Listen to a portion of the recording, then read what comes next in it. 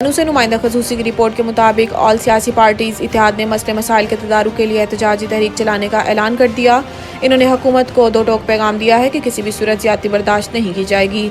All सियासी parties इत्तेहाद शुमाली वज़ीरिस्तान का chairman Abdul Khalil Khan की सरबराही में इजलास मुनक्किद हुआ, जिसमें जनरल सेक्रेटरी मलिक लियाकत अली वज़ीर, मौलाना रशीदुल्ला, अब्दुल्ला खान, मुफ्ती हिकमतुल्ला, मलिक इकबाल खान, मंसूर दावड़ और शेरजादो दीगर मौजूद थे। इजलास के बाद अखबारी नुमाइंदों से ओहदेदारों ने गुफ्तगू करते हुए कहा है कि हम इलाकाई मसले मसाइल के हल के लिए यकजा हैं। कौम को महरूमियों से निकालना, तरक्की, खुशहाली और अमन व अमान की फ़िज़ा की तरफ गामजन करने की भरपूर कोशिश करेंगे। ये वक्त मसले मसाइल पैदा करने का नहीं बल्कि हल करने का है। शुमाली वज़ीरिस्तान को अमन व अमान, तरक्की और खुशहाली का गहवारा बनाकर दम लेंगे।